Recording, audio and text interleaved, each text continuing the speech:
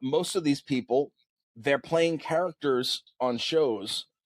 They don't have their own trademarks on those characters, so they can't brand.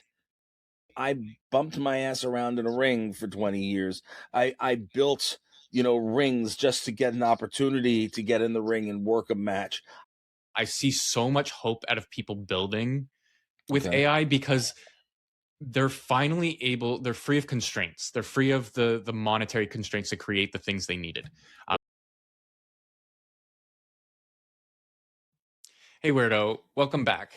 Today we have a guest that not many people can say started their career on Sesame Street and also spent their years getting thrown around by professional wrestling rings.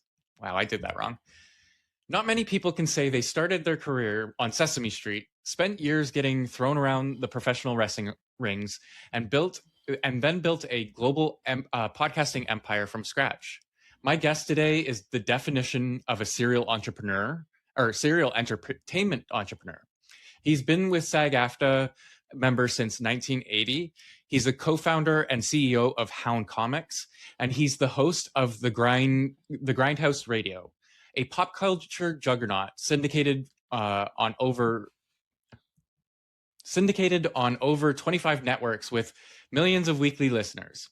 He's seen the entertainment industry shift from the analog days of the 1980s to the digital Wild West of today, and he's survived by constantly reinventing himself.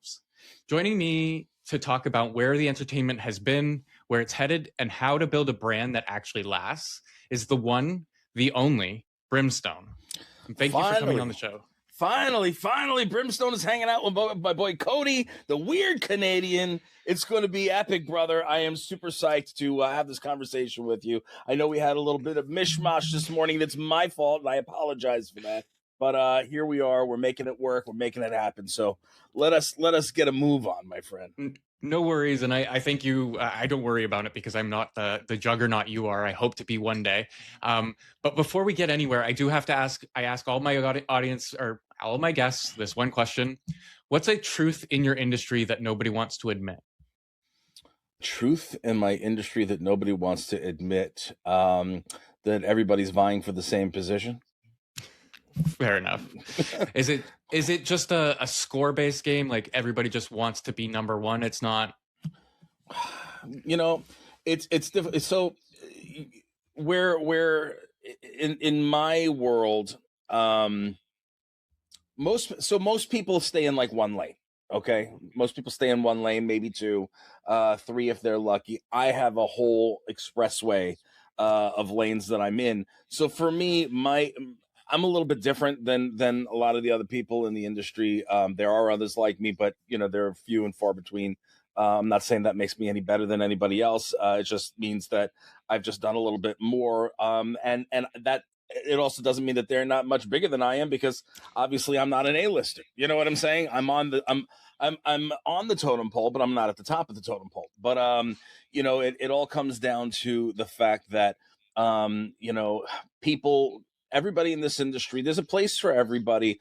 And I think the most difficult part for most of the people that are in it is trying to find that place, and then get comfortable with it and situate into it. And, and some people find their place and they're not necessarily happy with their place. So you do have the opportunity to, really work twice as hard or three times as hard or four times as hard like I do. And, and make it so that you find a different place, or you have to just kind of deal with what you're given. So when you're asking me your question, it's very loaded because it's different for each lane. You see what I'm saying? Okay. If you want to go with the acting side, Hollywood, acting, it's a very, very cutthroat, difficult industry. Every casting that goes out, you're dealing with tens of thousands of people that are sitting and vying for that same role. You have to be lucky enough to get that opportunity to be seen, even get that audition. Then you get the audition. Now you're against however many people that they're watching these auditions.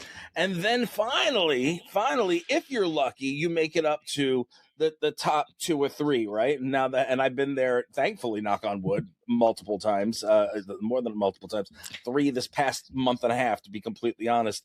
And what do you call it? You get to that point, and they can either go one way or the other, and unfortunately, it's called, you're on deck, you're basically ready to go, and then well, sorry, we went the other way.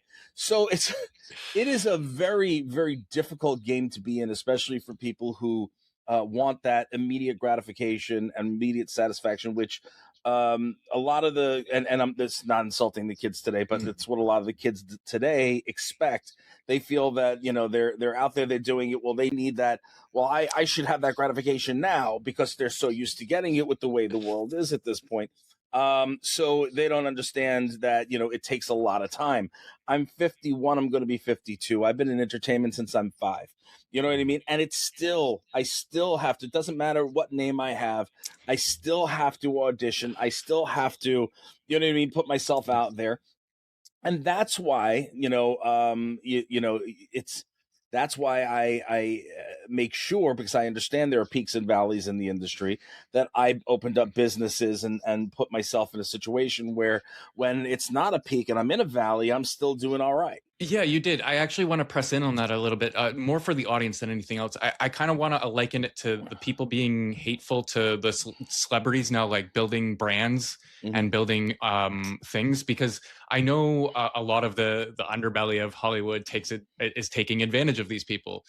So setting up different lanes and different avenues of income help revenue help you establish yourself and keep you running in those times when you're not getting those roles. Is that something, does that sum up what well, the underbelly is not necessarily they're not necessarily taking advantage of the people unless they allow themselves to be taken advantage of. There are plenty of people who are doing amazing business on their own. You've got like Ryan Reynolds is a perfect example. You had Mint Mobile, then he sold Mint Mobile for however much. He's got his Aviator Gin, and he markets it like nobody's business. The same thing with the guys from oh my God, what's Walter White with the you know what I'm talking Breaking about? Bad. Breaking Bad, thank you. The 2 Breaking Bad guys, him and Jesse Pinkman, the 2 guys that were the main characters. They have a liquor company, and they are doing fantastic with it. Sammy Hagar from Van Halen has been doing his drink for God knows how long. But a lot of people, that's usually what they do. They're doing like something like a whiskey or a bourbon or something like that. They're not really reaching into the true building of a brand. And the reason for that is most of them don't have viable brands. And that's not an insult. It's just, it is what it is. If I was just Will, I would have no brand whatsoever. I own my trademark on Brimstone. I have a persona. I am somebody who, can build off of my name. You know what I mean? And I can sit and do the comic books with it because it works. I can do the cartoons. I can do this. I could do that. And, and it all kind of falls into place. So, for me, when I was getting out of professional wrestling, I wanted to do something that was going to continue to build the brand, but not have to kill myself in the ring. And you know what I mean? And it would be something that I would be able to take to another level and continue to build and build and build. And that was the comic book. And because, what are comic book characters? What are wrestlers? Wrestlers are real life comic book characters. So, of course, it makes sense. And then in the comic book, I can spin off into the kids' books. I could spin off into backpacks. I could spin off into toys. I could spin off into, you know what I mean? Yeah. So that's all branding. And it's not just branding of, here, this is a thing that I put, the Grumpy. All right. It's not like a Grumpy where you're, that's, it's a something else. It's actually me. So, when if I have a toy, you know what I mean? If I have a little Brimstone muscle toy, it's me. You know what I mean? I could do whatever I want with it. So most of these people, they're playing characters on shows. They don't have their own trademarks on those characters, so they can't brand You see what I'm saying? Like Al Bundy, Ed O'Neill, right? Played Al Bundy for the longest time. He has no right to use that Al Bundy name or persona per se on products. And that's not that he did anything wrong. It's just that that's the way it is. The company owns it. So now the company can exploit the crap out of that. That's where the underbelly takes control. Okay. Yeah. But if he had his own persona outside of it, then, you know what I'm saying? Then he'd be able to kind of do all that. Use that. Am I making sense? Yeah, because it's exactly why I took the moniker of the Weird Canadian, was because I needed something that stood out to me, but stood out as something I could leverage across multiple industries. Right. Well, do you have it now? Do you have it trademarked? Yeah. Well, no, I have it incorporated. So it's incorporated as my business. Okay. So incorporating it as your business, and I'll teach you a lesson. Incorporating as your business is good. You can show common law trademark, which means you've been using for X amount of time. However, if you really want to protect it, you really do need an actual trademark, because anybody could still come in and try. You can fight with people. You can send a cease and desist, and you would potentially win if you've been using it longest. Okay. And you can prove that.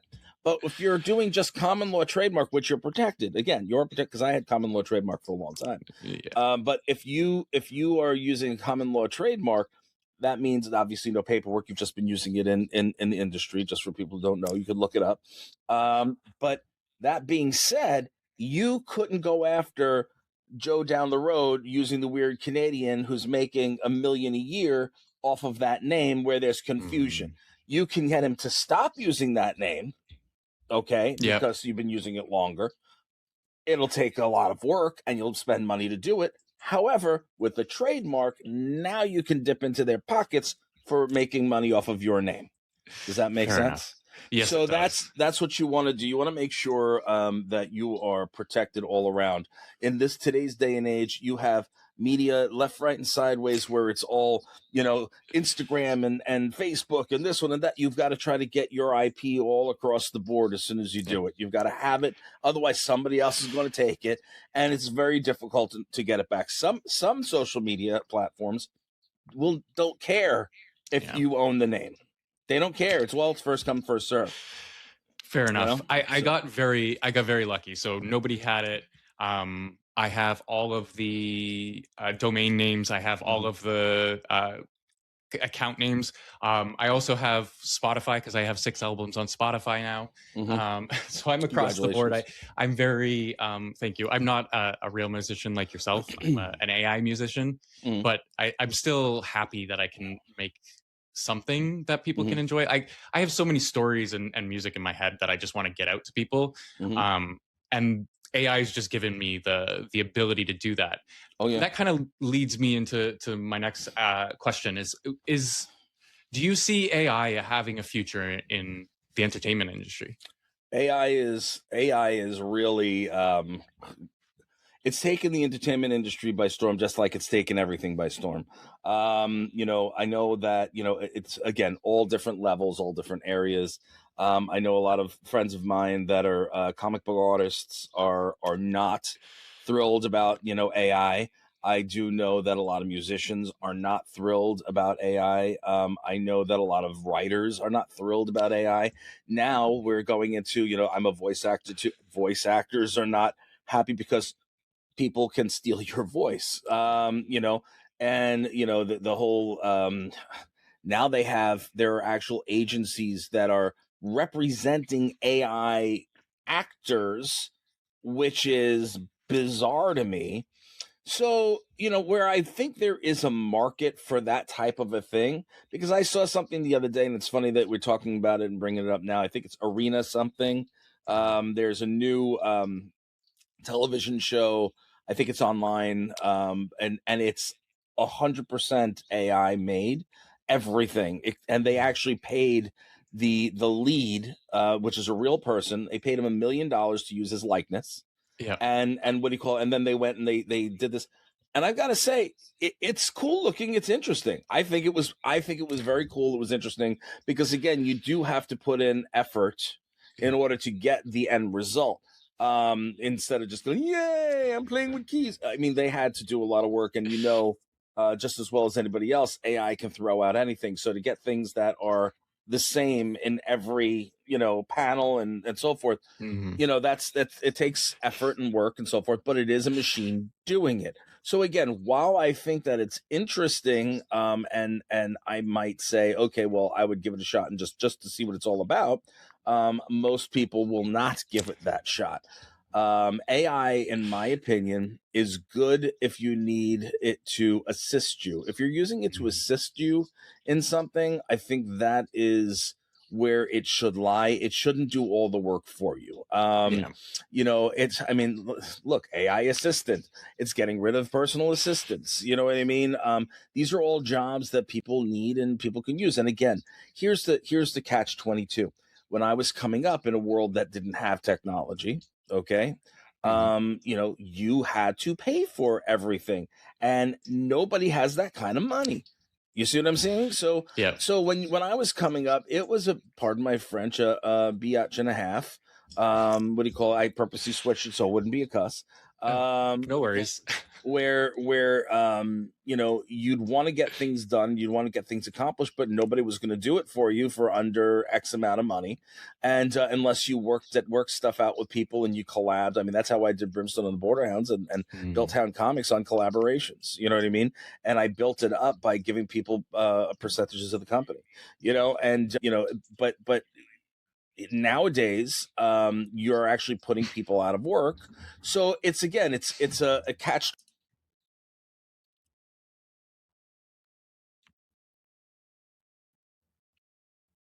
So I'll just start it off like that. So it's a catch 22 because essentially, if people were easier to work with,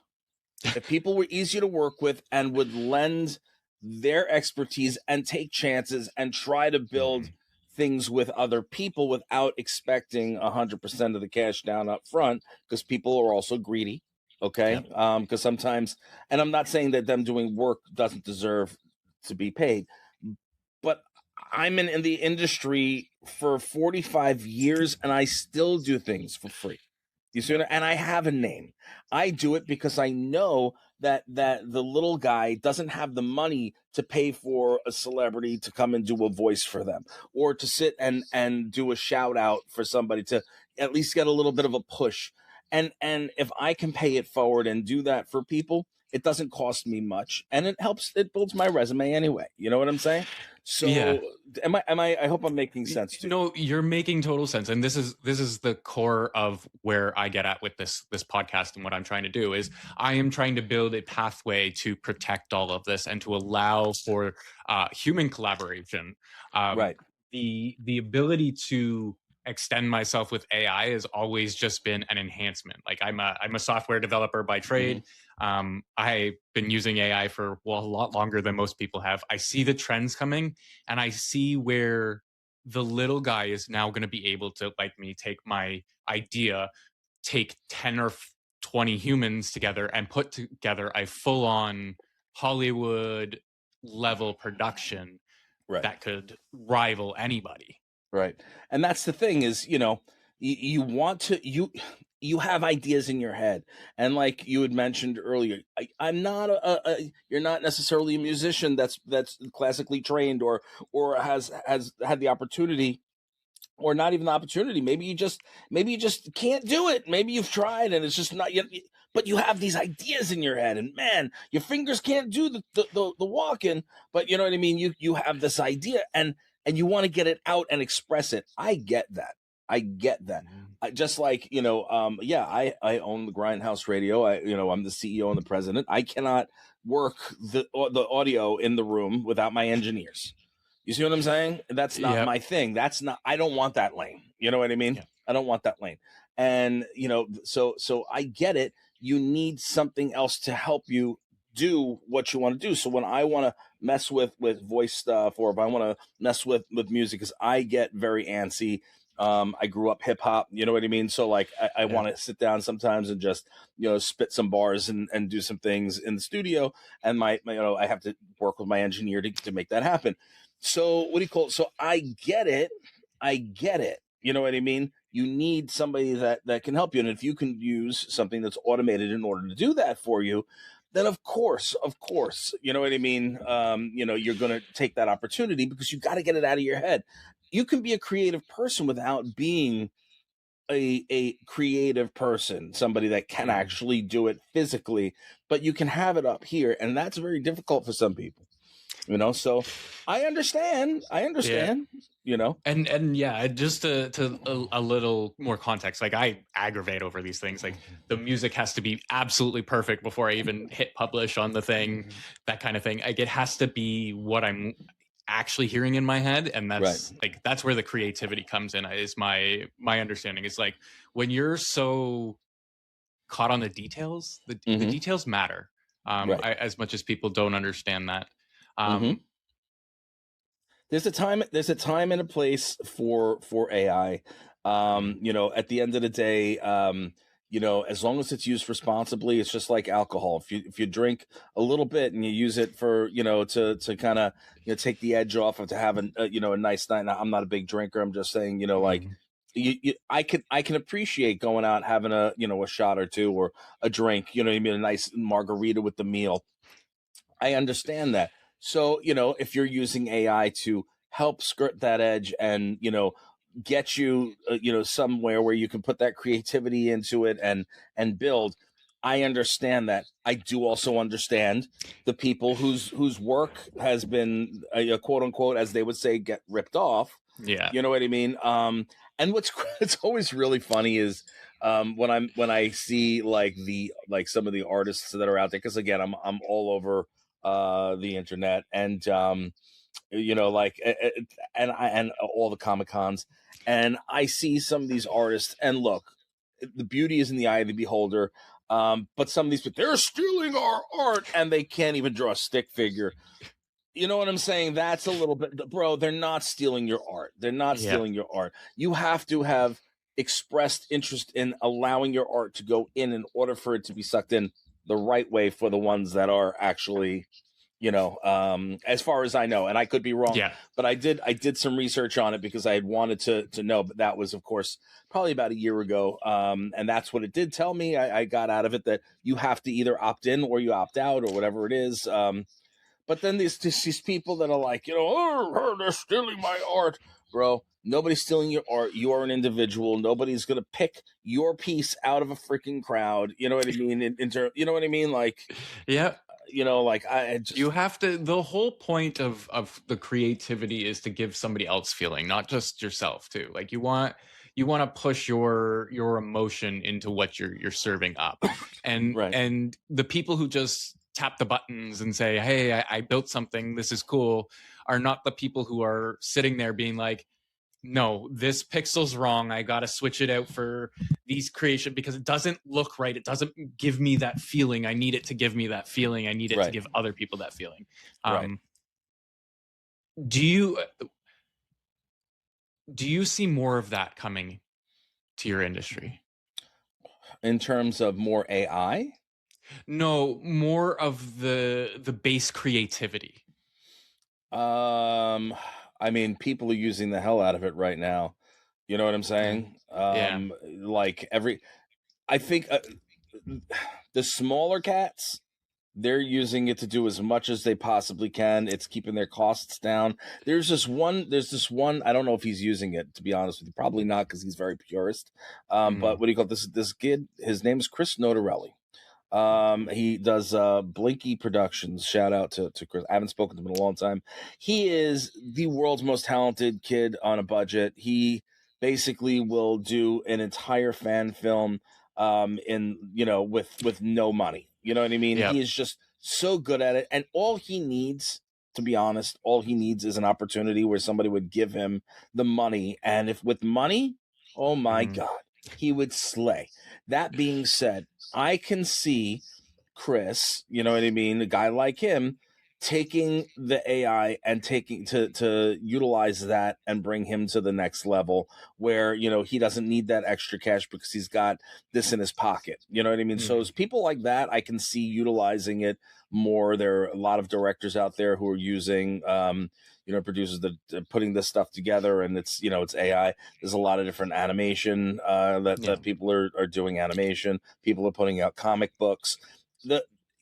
There's a market for everything. Just because somebody's putting out an AI comic book doesn't mean that somebody's not going to buy your comic book. It just means that's something else for people to look at. It puts more into the market. Yes, I understand that. Dollars are slim, but at the end of the day, stories and storytellers are where it's at, because they're the ones who are the creators of all of this. The TV isn't the same as it used to be. The shows aren't the same as it used to be. People need to start fixing that. Yeah, people continue to regurgitate stuff. But if you really think about it, that's what AI does anyway. I'm right in the middle, folks. I see the benefits. I see the bad stuff. It's something that I feel really needs to be regulated, and there should be limits. It's not going to happen. Not for the next few years, at least.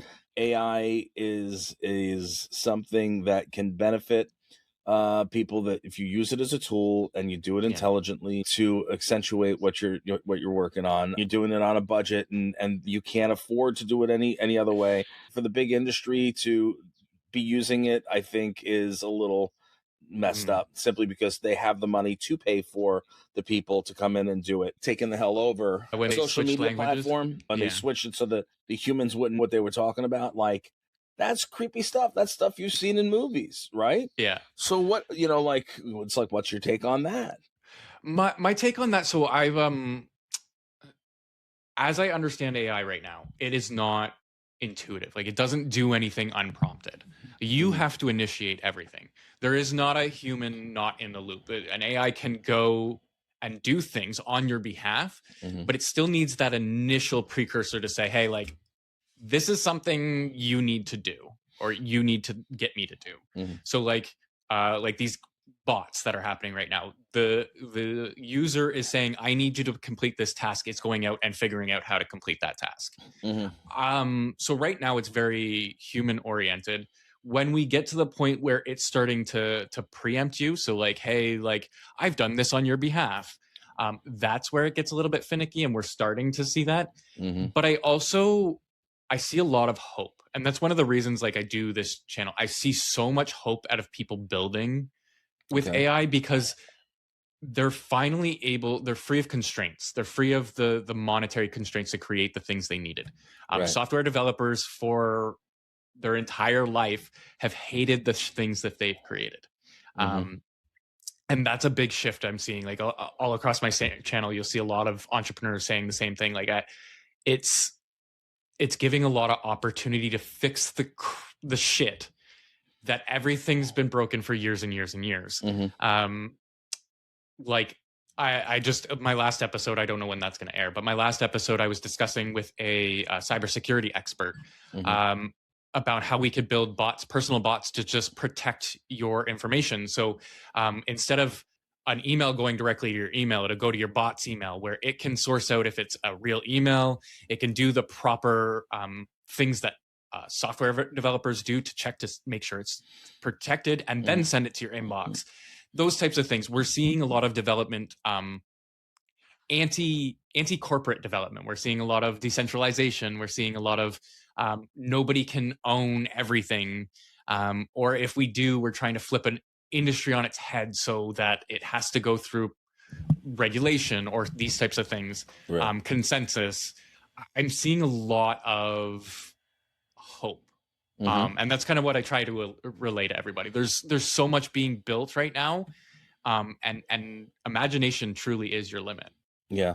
It's just that, now you've got it's very divided, and the people that have been doing it, that went to school for it or have worked hard, their whole, it's the way I feel about social media stars, right?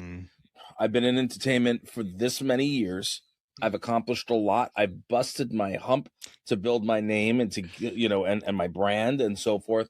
And then you've got somebody who comes in and, is just doing stupid stuff on the internet, Like, let's be honest. A lot of these influencers are doing stupid stuff on the internet. Come with me, blah blah blah, or or you're going in and they're like doing pranks or whatever, and they're getting millions of hits.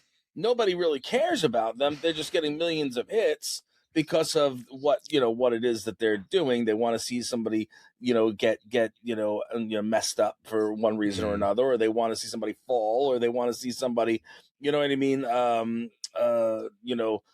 they want to see that restaurant or whatever. They want to see the food there. And I get it. But they're not stars. They didn't put their time in. Now, again, social media is a full-time job. I do. Yep. I'm the one who handles my Instagram. If you've hit my Instagram, you'll see that I have a very engaged, very large following, and I respond to every single person. I get it. It takes a lot to respond to people, and most of them don't even respond to people. But I understand, to sit and make content all the time, it is a pain in the ass. I get it. But let's really think about this. You know what I'm saying? There's a difference between an audience that comes in for a hot minute and watches somebody that's not even them half the time because they're doing something, other stuff, or what. You're showing other people's stuff, and then they're getting roles because they've got 1 million followers. But the people that they're not real followers. You see what I'm saying? Yep. So it's kind of like why did I put in all this work and effort, right? And if they can go out and do this, and then they can be in the room where it happens, sitting next to me, when I've put in 45 years.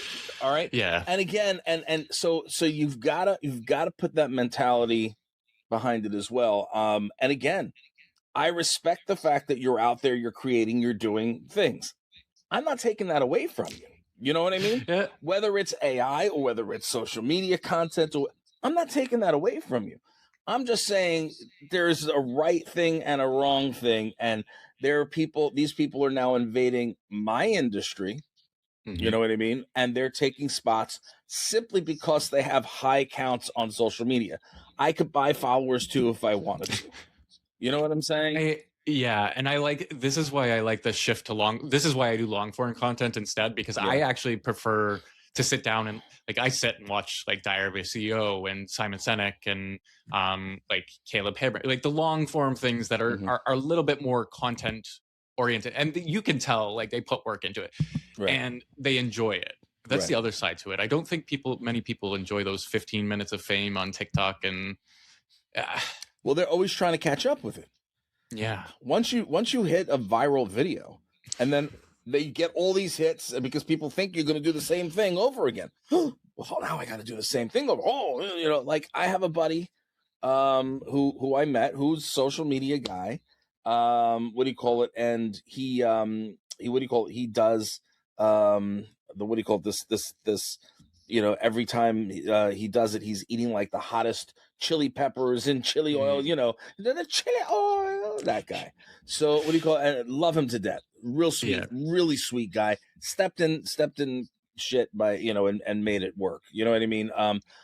But how many times are you going to watch the same thing? Now he's stuck doing, or he feels like he's stuck doing that same thing. Now he built out the brand and did his own chili oil and stuff like that. That's smart. Respect. I love him for that. And he's a very nice guy. I'm not taking any of that away from any of these people. I know a lot of social media influence people. You know what I mean?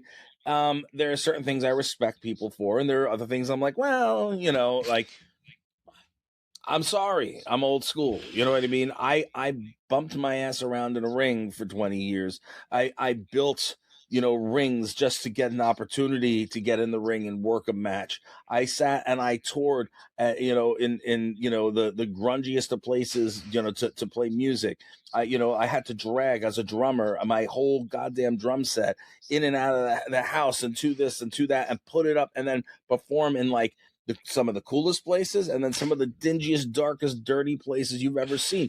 Hell, man, you got to understand that's part of it too. That's part of the experience and the knowledge of the industry, because you have to have that type of stuff in order to appreciate what comes after. You see what I mean?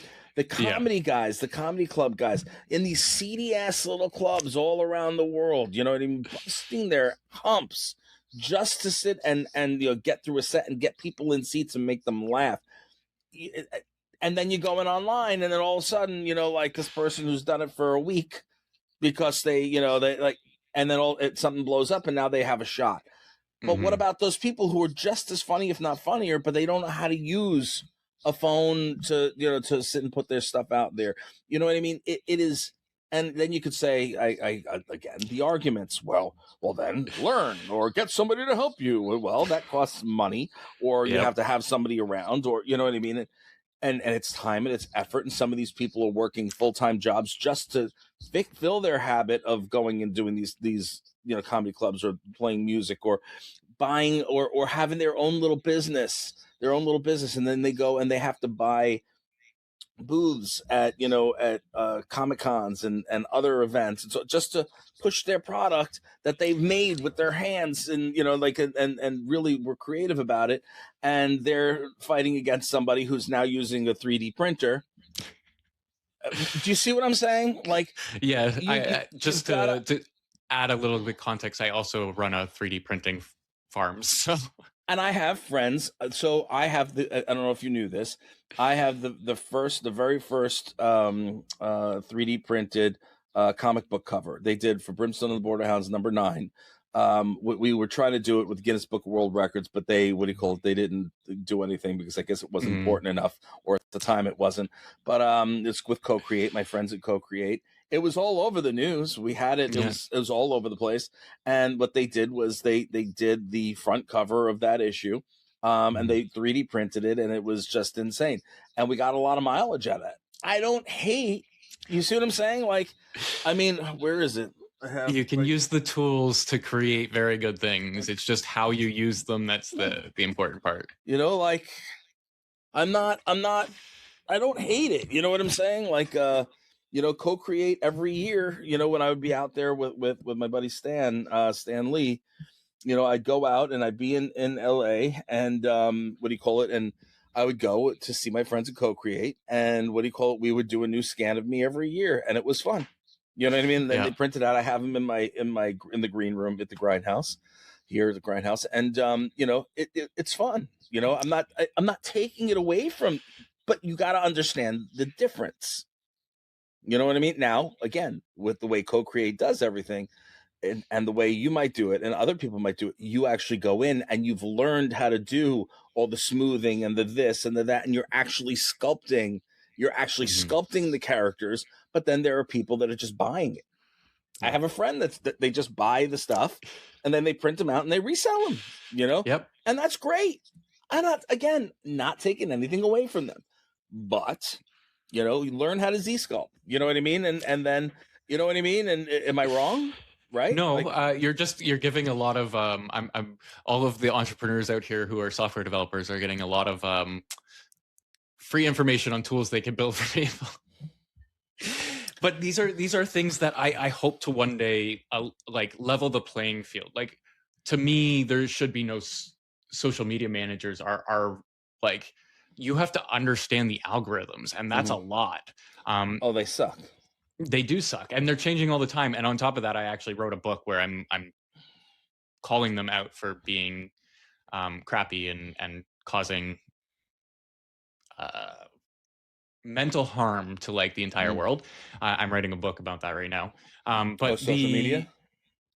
Well, it's called Bleeding Digital, and it's about my journey through, like, I have my journey through me going on the internet and me building the internet. And it's a narrative journalistic approach to diagnosing why the world is so afraid of everything all the time.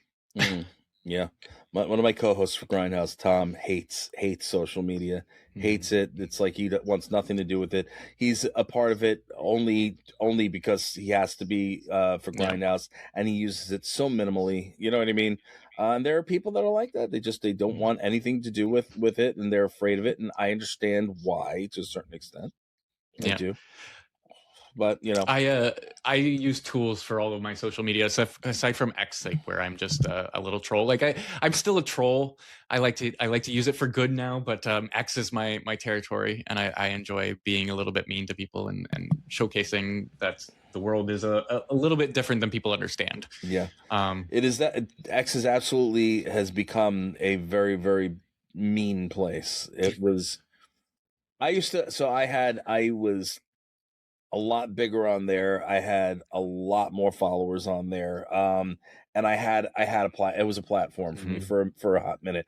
But they continued to not verify me, so I thought, and that was causing me stress and issues. And I stopped using it.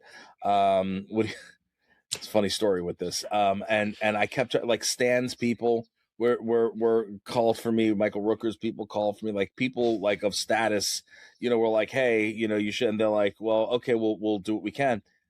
Apparently there was a glitch in the system. I had been verified on there since 2015, 14, whatever it is. The thing never popped up. So you can actually look and you'll see that I have a legacy check mark on there where, it's like, so how when people like have been getting it now where they don't deserve it, you know what I mean? Yeah. They they go and they're paying for it, and then it comes up and it's like, 2023, 2024, well, more 2024, 2025. That's when it's the people that are paying for it for the most part. But mine shows up as, from way back when. So I'm like, this whole goddamn time I actually was verified. But anyway, so I had pulled away from the platform, and then they had done that huge, massive, like they wiped so many things out of it. People that were not using the account in terms of, they weren't posting, they were watching, they were looking, and but they got wiped out. Friends of mine that's wiped out, and all of a sudden my number went, and I was like, whoa, what the hell is that? So that was very discouraging too, and therefore I had stopped using it as often as I did. What do you call it? And Instagram, Instagram's my regular. That's what I spend mostly all of my social media time on. I can't stand TikTok. I'm not a 12-year-old girl. I don't need to see 12-year-old girls, and I don't need to dance like a 12-year-old girl. No offense. It's just not my thing. What do you call it? There's a time and a place for a TikTok, but that's not really, I don't spend the time on there. And Facebook, I've been trying to just feed Facebook, a bunch of stuff. So this way it stays going, and it started picking up again. I don't have the time, man. I don't have the time. My schedule is ridiculous. And, like every minute for me is counted. So, to where like today, I was running late, whatever, but I also made sure that I had extra time for you regardless. So, but there, like during a regular day, you're running, I've got meetings, I've got calls, I've got, I'm working on my autobiography. That's taking a lot of time. I've got, what do you call it? Social that I've got to do or catch up on, and, my family, and business stuff. And then, so, you're to do additional stuff, on social media. I don't have the time to do it. Otherwise I would, and I'm not going to hire somebody to do it because I want it to be authentically me. Now the biggest issue with like a Facebook is you can only feed out about a month worth of, I think it's like 4 or 5 weeks of scheduled posts and content. So for me to do that, I have to spend either a day or a day and a half to sit and feed all that in, so I don't have to worry about it for a month. But then you come into the end and you go, uh-oh, that's what just happened to me, And then my friend passed away this past week. My buddy Nikki, I love you, from you probably know him from either Criminal Minds or Buffy the Vampire Slayer. And Nikki passed away this past week, so that was a little rough on me, and I didn't follow up on the stuff that I've had to do. But that being said, again, things happen. And then now you're like, oh, now you're behind the 8 ball, but you have to do what you got to do because of social media and it's important, So again, it's always a journey, man. It's always a journey. I hope I'm making sense. No, totally. This is why I leverage AI, like, because it's allowed me to just press a button and say, hey, like, I can do, like, post my things at the very least. I engage with everybody myself, and that is a lot of time, but I understand your time is like way more than my time is. And that's what people need to understand is like, once you get to a certain level, the interaction becomes harder because it's like, well, I want to spend my time with you, but it is very valuable to me as well. How do I maximize that? Right. Is kind of the situation you're in. And that's where I hope to be in one day. Yeah. I do want to go back a little bit. I just wanted to say to the audience, anybody who wants to look at how stressful and go watch Wonder Man. The stress of losing and then trying to get another and struggling to get by. That was very telling of the actor's journey. I haven't watched the show yet. Yeah, I worry about watching the shows now because I've read the comics. I'll watch the movies before I read the books so that I have a vision of who the characters look like when I read the books. The comics are the way they do look. I am very big on, I want my characters to look like they do in the comic books. Like I'm a purist with that. They phenomenal. I mean, Samuel Jackson is one of the best actors. My Nick Fury is this old white guy with a big cigar in his mouth and a patch on it. So of course I wanted to see that Nick Fury on the screen. Sam Jackson did a phenomenal job. But there is a separation between the two. Wonder Man in the comics is a white guy. It's creative, it's fun, it's cool. I have no problem with that.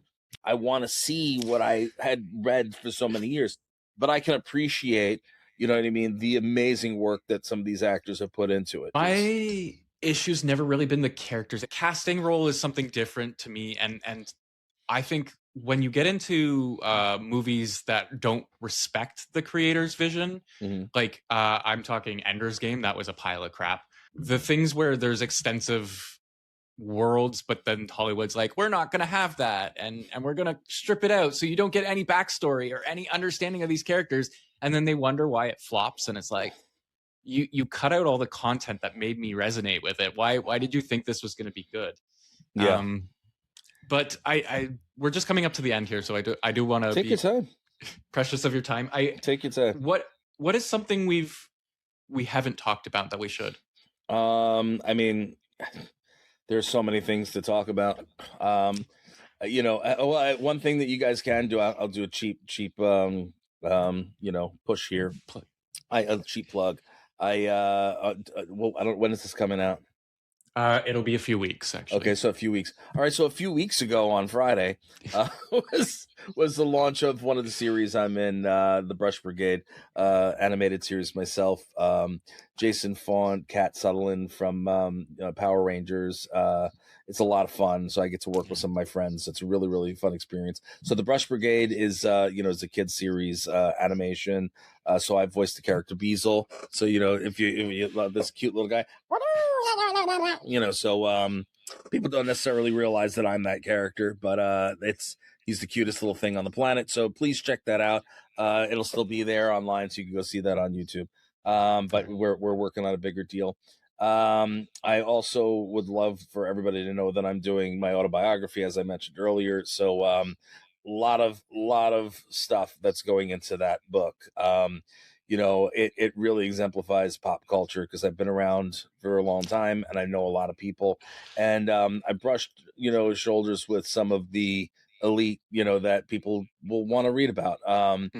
People that are and still are friends, people that were friends that passed away, people that, you know, have affected my life and so forth. So, you know, I keep saying so forth. My wife hates when I do that. So hopefully she will not, well, no offense, will not watch this interview. I'll get yelled at.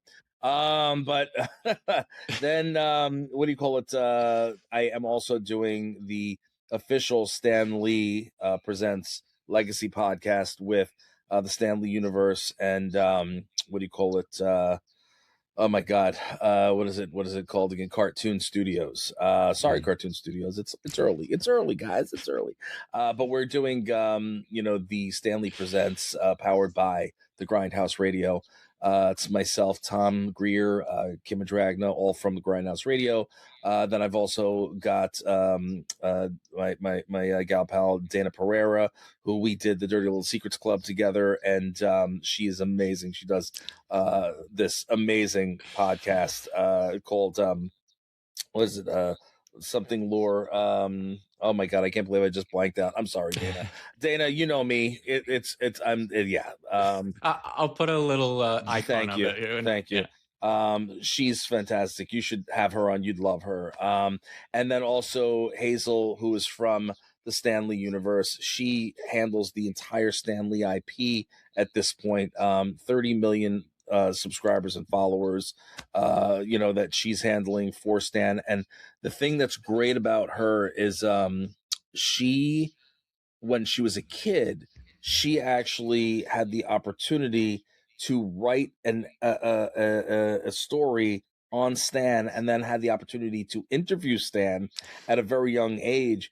And now she has had the opportunity to not only handle the entire brand, but she's curated his entire his entire body of work, and like all of his personal paperwork and so forth. She's been through everything. So she is a Stan Lee aficionado. She knows more about the man than I do, and he was a friend of mine for God knows how many years. So what do you call it? So yeah, you'll definitely want to keep an eye out on that. That'll be a lot of fun. But that's some self-promotion. I have other things going on, but I don't want to continue to bore you. Oh, no worries. I appreciate your time, and I will definitely reach back out to get more of it if I can. Lore play.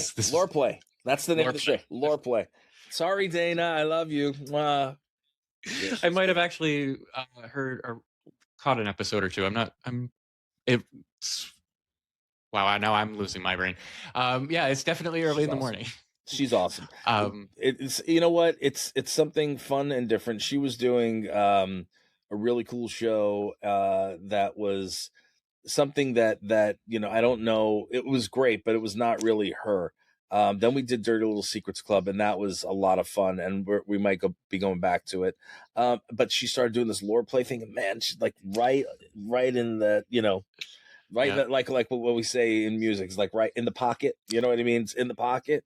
She's in the pocket, man. I love her to death. So I'm blessed. I'm blessed to have the team that I have, and the friends that I have going into this, the whole Stan thing, because Stan would have appreciated this crew. The cool thing is when I first was about to start getting everything together for Grindhouse Radio, and now you're talking about maybe 11 years at this point.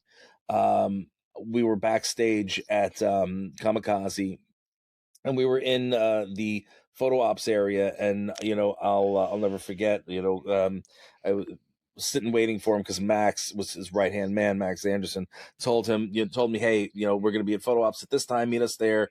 Can you hang out with Stan for a little while so this way I can get some other stuff done? I was like, sure. He came over and he's like, Stan, and of course Stan sees people. Oh, Brimstone, old buddy, pal, how you doing? And Max is like, oh, Brim's going to be starting up this show. It's this podcast, and he wanted to see if you would do a drop for him. He's like, oh, Brim, if you're going to do this, whatever you're going to do, I know it's going to be gold. So I have no problem blessing the show for you. And he did a drop for me. It still airs on the Grindhouse Radio to this day. So I knowing Stan and he would have loved the crew that's put together for this. And it's very, very cool to be able to do it for him. Sorry, I went on a tangent. But no, and I appreciate the tangent. No, I appreciate the tangent because that man set a lot of things in motion for a lot of people.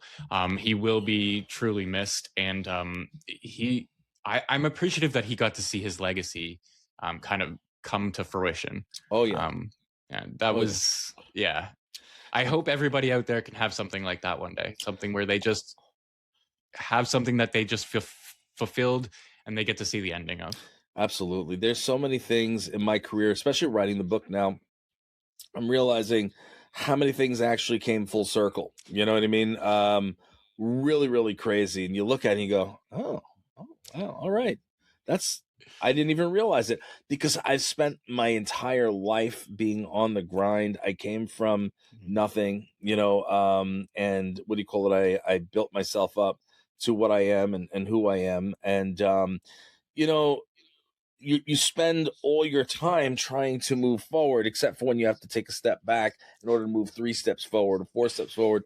You know what I mean? You spend so much time grinding and pushing that you don't have the time to really stop and smell the roses or realize what you've accomplished. And when I look at the stuff that I've done, because I'm like constantly adding to the list of things. Like last night, I wrote 4 chapters yesterday, which was insane because that was a lot. Like, because sometimes I can't get through, because I have to go and I bounce back and forth.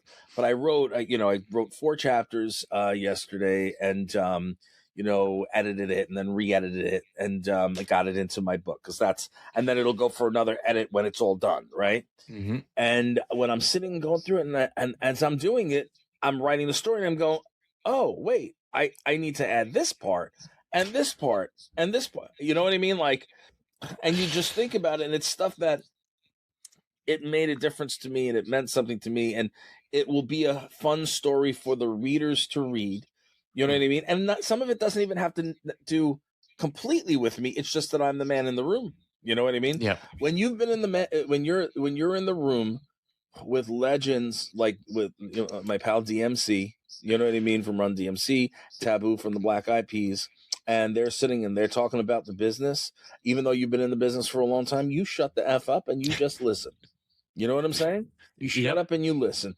Times like that, where you go, this is what happened here, or just sitting and meeting with Keanu Reeves, or spending time getting drunk drank under the table by Nichelle Nichols, who's Uhura from Star Trek, for those who don't know, calling out Bill Shatner for the stuff that he does. Happy 95th, Bill. Yeah. Listen, I hope he lives forever. I'm just, I know Bill in a different way. And it's just, and it is, he's great. Yep. Sometimes you just don't meet your heroes. I completely understand. But what do you call it?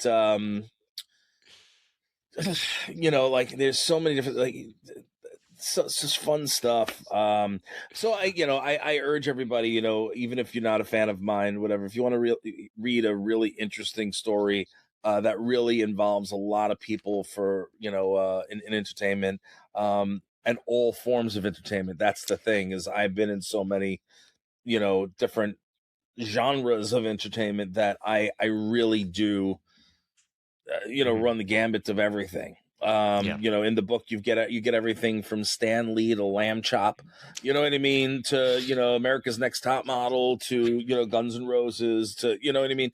So there's really a mixture and a blend of everything. So and then if that's not enough, there's a lot of my entrepreneurship and business and so forth in there, stuff that people probably had no idea of, which will blow people's minds simply because they only see what's on the Brimstone side.